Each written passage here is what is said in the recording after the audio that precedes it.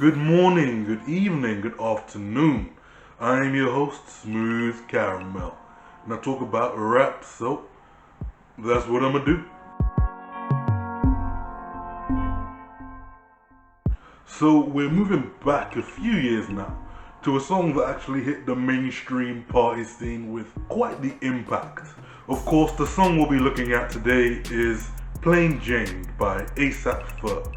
A song that very successfully made its way into house parties and club nights around the time of its release. Definitely one that tended to get people up and moving. It wasn't a song that I personally found to be particularly interesting or arousing, but you know, if the vibe was good, enough of the people were feeling it, I'd had a few drinks in me, then I would happily get up and bop around to it and everything like that with the people. I could even sing along to the chorus as well, cause this song was overplayed as hell. Plus, the flow has that specific cadence and extremely predictable rhythm in the delivery that makes it feel like some nursery rhyme shit. So it gets in your head quickly.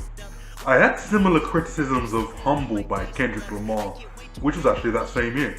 Though in that case, I think the beat being more sparse and simplistic made it more monotonous.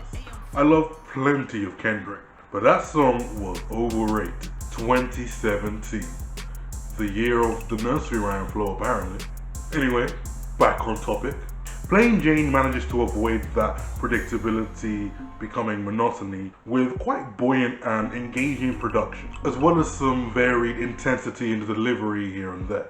It's a song that I couldn't say I particularly like or dislike, but the general themes that he's going for, I could get behind.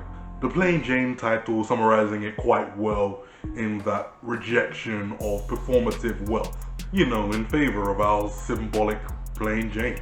But do the lyrics succeed in exploring these messages and ideas?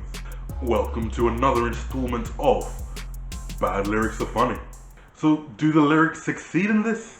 Just about, but I would say clumsily, and with some notable deviation. Hermes link a feed a village in Liberia. TMZ taking pictures causing mass hysteria.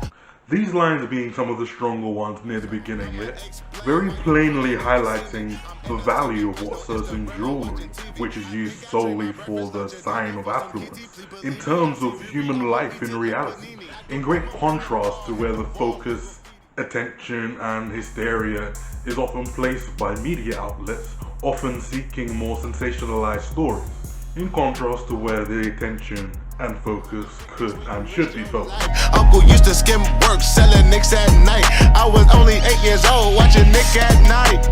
I like to play on words, as well as the implied tragic irony in that juxtaposition. The innocence of a child watching Nick at night against the broader reality of doing so while waiting for a relative to get home after selling drugs. I do think the construction was a little bit off though. Could use some rewording or rearranging so that the first line flows a bit more naturally into the next for some more emphasis. Knife to his gut, hope that they don't cut him. Suicidal thoughts brought to me with no advisory. Now this is talking about that previously mentioned uncle, who we know in this part of the song is really putting across the hardships and the conflicts that arise as a result, particularly with competing male role models, almost like a Miles Morales situation there. And we get the reference to B.I.G.'s suicidal thoughts, obviously not the type of music or subject matter most would consider appropriate for a child, parental advisory and whatnot, especially when witnessing such scenes in a household. The man Ferg really bringing that realness and pain with these bars. It doesn't fully come across though, with the flow being so light and playful. But yeah, let's be fair and kind. Man is still dropping some realness. Grandma had the arthritis in her hands bad. Okay, so I guess adding more context to the more specific details of the difficulties being experienced at these times is warranted, but that random shout at the end, yeah, it kind of takes away from what would otherwise be perceived a little bit more seriously. Could you picture that in big suicidal thoughts? Guns to shoot dice. All my life I've been considered as the worst. Sad. Lying to my mother, even stealing out a purse. Not sure that will work. Although maybe he's actually taking us into the mind of him as an 8-year-old watching all of this unfold, putting this all across via that childlike innocence that's being affected by these experiences. Yeah, alright. It's not the way that I would personally go about it, but it works well enough. I could understand it, depicting that childlike fragility and sensitivity. She was popping pills like rappers in society. I'll fuck your bitch for the irony. 1 hour later. Yeah, so maybe not. All of that build-up, detailing difficulties and hardship, the tenuous health of his grandmother, a constant fear in the back of his mind, connecting the idea of pills in a situation where some are forced to rely on medication just to survive, against that mainstream rap scene where there's countless mentions of recreational drug use so flagrantly used, and then he extends the idea to society itself, a critique of that glorification of self-destruction. Quite the astute observation. I'll fuck your bitch for the irony. Just... what? Firstly, this whole trope of having sex with somebody else's partner is such a mindless flex. Secondly, how the hell do you do that ironically? Is this another version of that whole I slipped and fell trope? My husband had a terrible accident. He tripped and fell and landed in his co-worker's vagina, and he's still stuck there. Or is the source of the irony that he doesn't actually find her attractive? No, he's doing it purely to emasculate another man. I'm not even enjoying this, but I'm gonna keep on going, for the irony.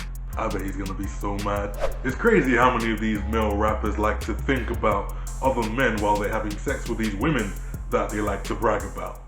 Think about what you want to think about, I guess, but maybe there's some underlying internal conflicts there that may benefit from being addressed. But yeah, enough about that now. I think with that, it's pretty much as bad as it gets in this song. Suck a nigga dick or something. Suck a nigga dick or something. Does anyone else think that this sounds like he just finished his verse too soon and then half-heartedly just said the first thing that came to mind that sounded something like mainstream rapper speech, or just some generic rapper shit? Turn up for the watch, Prezi plain Jane. Ride with the mob, Alhamdulillah. Check in with me, Prezi plain Jane. Suck a nigga dick or something. Suck a nigga dick or something. Apparently it was Juicy J who insisted on having this part, but you know what, whoever came up with it, it's still very transparently just there to fill space. The song is only just about 3 minutes with that in the chorus multiple times, so yeah, it's obviously some deliberate padding. Okay, I don't feel like I need to offer any more attention to that than I already have. My overall feelings of the song are pretty much that I'm indifferent to it, though I would give at least a few props to an artist trying to speak out against the glorification of meaningless exorbitance for the sake of perception and optics. It's just that even if that was the intention, this song will forever be known as the fuck your bitch for the irony song.